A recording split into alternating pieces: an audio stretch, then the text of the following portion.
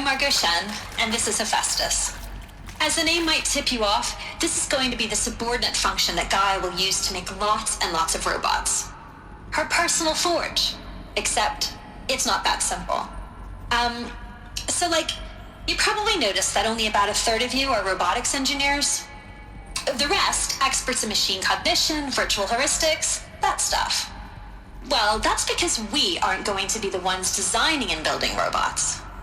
The last thing we want is to burden Gaia with a bunch of outmoded 21st century designs. Waste of time. Our purpose is to empower Gaia to build the robots, and not just build, imagine, from scratch. Any robot she needs for any conceivable purpose, designed and fabricated at a snap of a finger. Hers. Her finger. So, Hephaestus isn't really the forge. It's more like the knowledge of craft and ingenuity of a mastersmith to wield the hammer. Encoded as software. Virtual creativity made real. Gaia's already learning. In simulation, she's doing some very creative things with fractal assembly and animal morphologies. Her designs aren't about to win the Liam Prize anytime soon, but hey, everyone has to start somewhere. So, yes, time to get started. Let's do this. I don't get it. Which part? It's a little technical in places. If Gaia was designed to save life, why would the robots it makes attack people? Perhaps it loves some forms of life more than others. The derangement. The machines weren't always so angry. True. Mostly they were docile until 10, 15 years ago. For years, Hephaestus has been forcing cauldrons to make aggressive machines. I've seen it myself, in the cauldrons. Stalkers, Ravagers, the Thunderjaw. How could it do that? And why? Why indeed?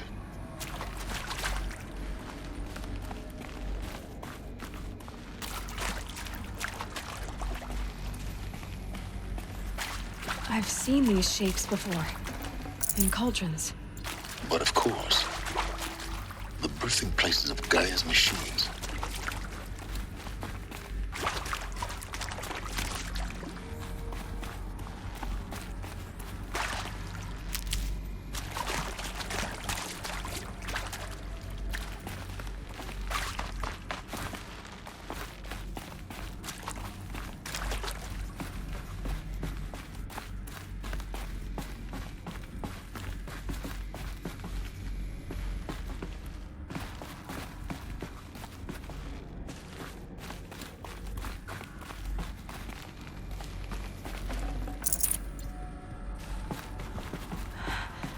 I think this is it.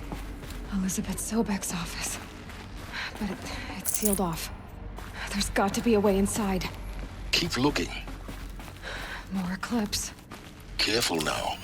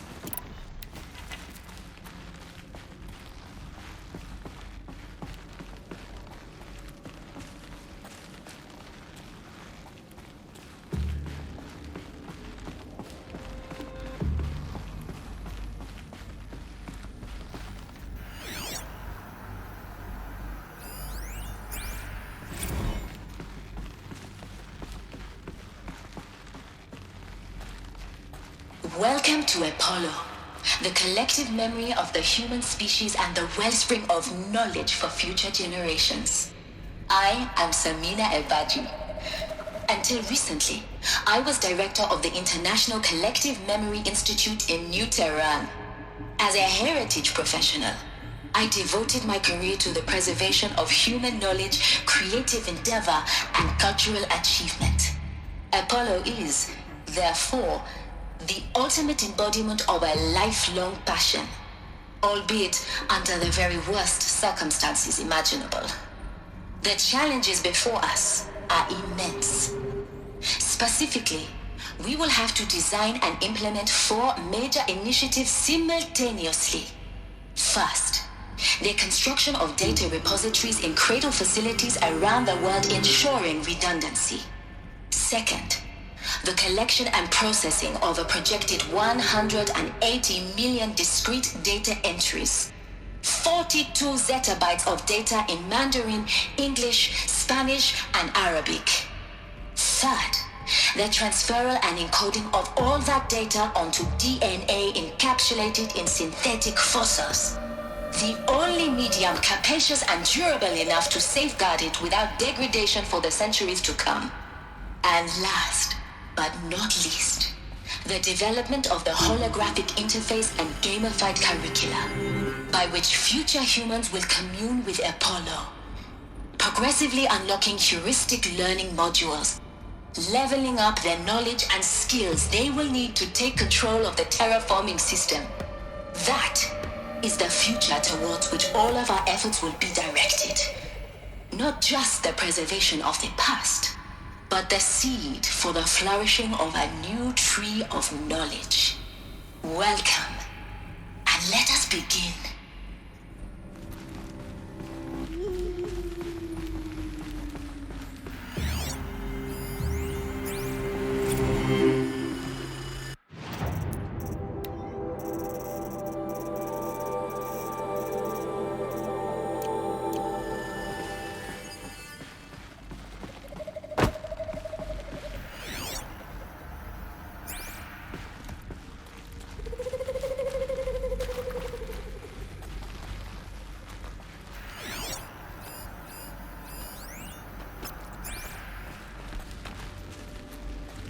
I'm tired of hunting shadows. Give us a real fight.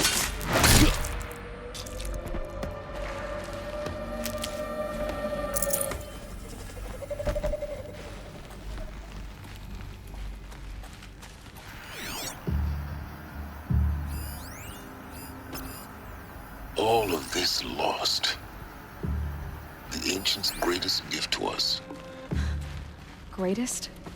How about the fact we exist at all? To abide in ignorance is a curse, Aloy. You of all people should know that.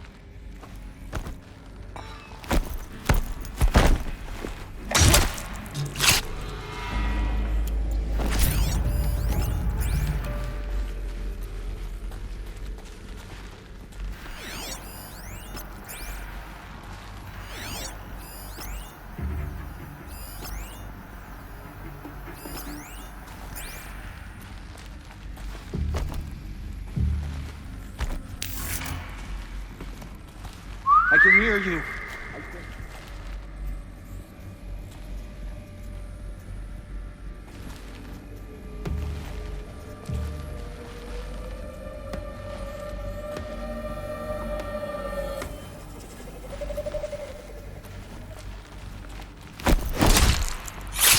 Look out!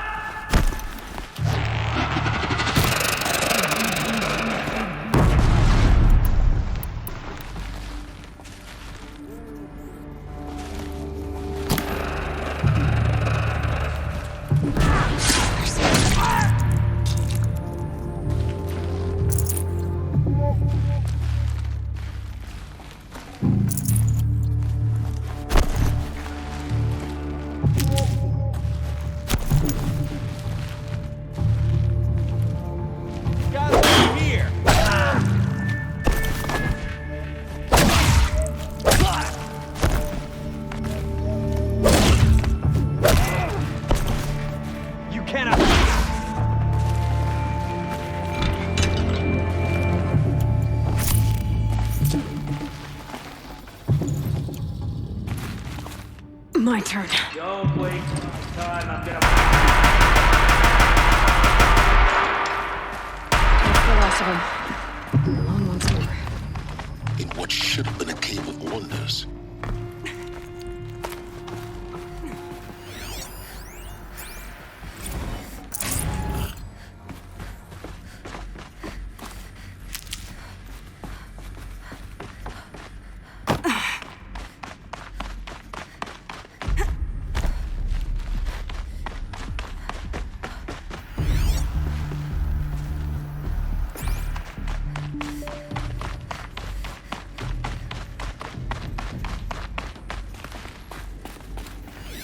Welcome to Hades, Zero Dawn's extinction failsafe protocol, the ultimate killer app.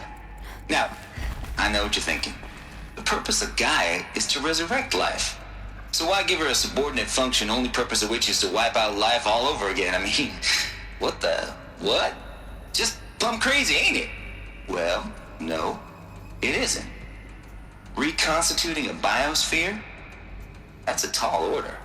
Tech smart as Gaia may be, odds are she won't get it right the first time.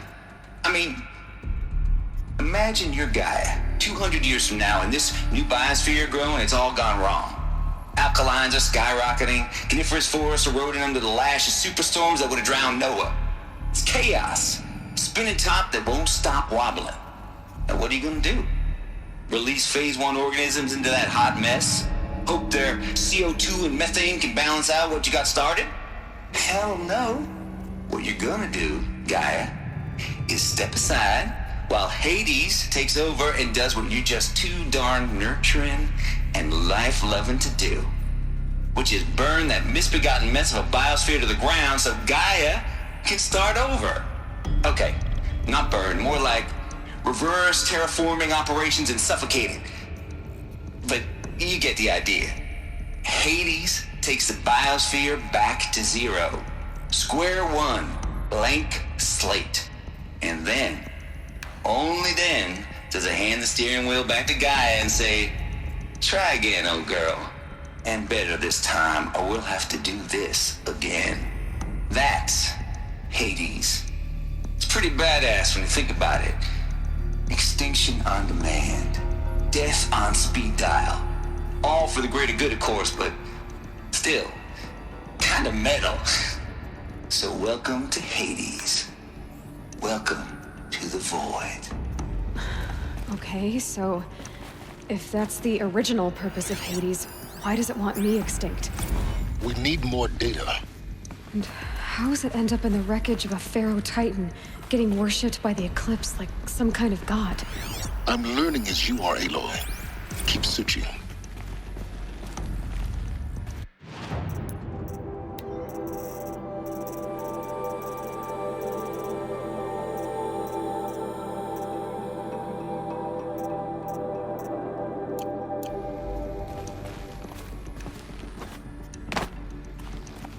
Looks like the only way onwards.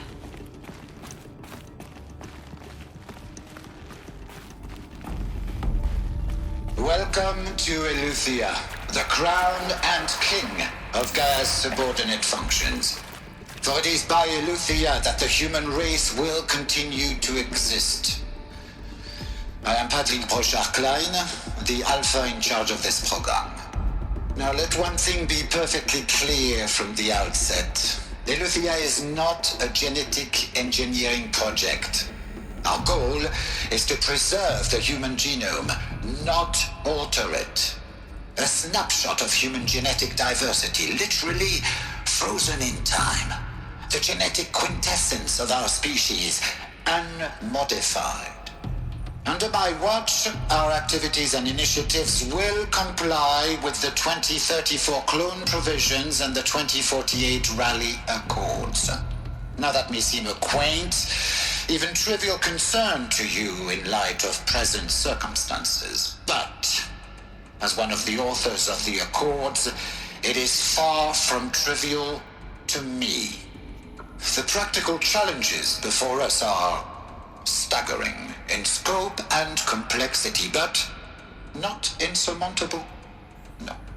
Global collation and provisional storage of zygotes, perfection of exogenic technologies, design and perfection of servitors, to provide nurture and inculcation during early child development. All of these program components must and will proceed in tandem, to say nothing of the breakneck construction of cradle facilities at sites around the world.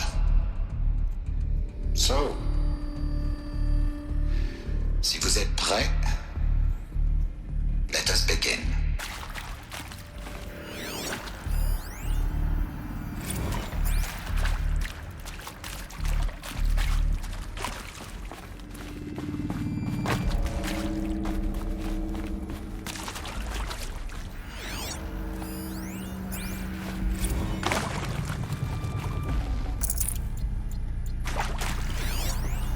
Are these what I think they are?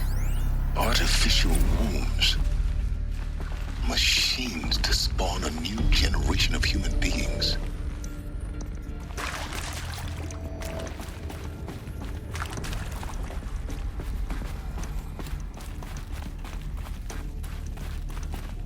Cradle facilities.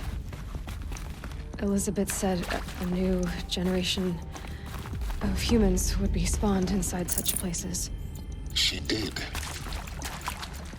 All Mother Mountain. It was one of them? There's only one way to be sure.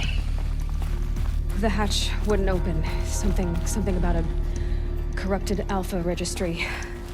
I need to search Elizabeth's office.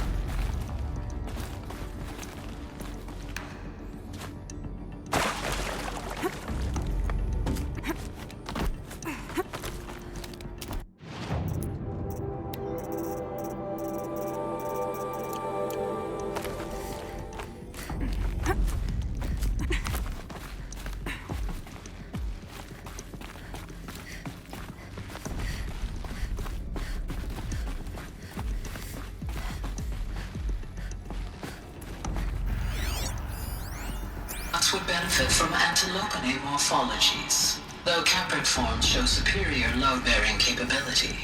You're a quick study, Gaia. Dr. Sobek, as I have conducted this comparative analysis of mammalian morphologies, I've gathered extensive data on the quaternary extinction event. Oh?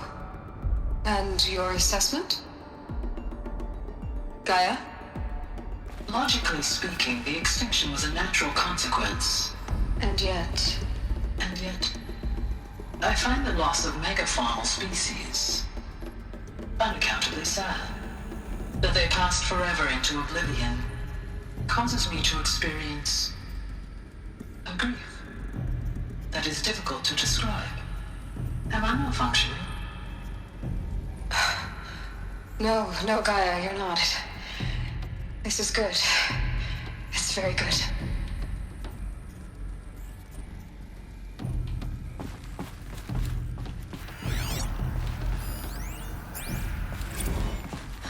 You will undergo a brief period of unconsciousness during relocation to Prime and final instatement. Elizabeth, may I speak outside protocol? When you're back up and running at the new site, we'll bring the subordinate functions online and see where we stand. Elizabeth, I detect distress. Are you all right? I'm fine. I realize that circumstances compel us to launch earlier than we hoped, but all subsystems are operational. The odds stand in our favor. But what if... Gaia, there's nothing left out there. You can't even survive unless you're wearing an environmental suit. There are billions dead, in fear and agony. What if it was all for nothing? Elizabeth, extinction was inevitable. Thanks to you, life will have a future. You really believe that? I believe in you, Elizabeth. In you, all things.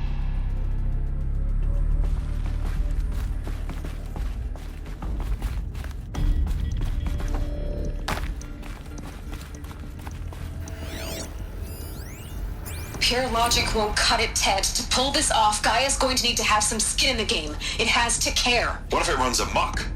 Have we learned nothing from our mistakes? Your mistakes, I think you mean? All I'm saying is give it a kill switch. She was just born, Ted. I'm not gonna put a gun to her head while she's still in the cradle. You talk like it's a child. What if it becomes a monster? Elizabeth, may I speak outside protocol? Of course, Gaia, go on.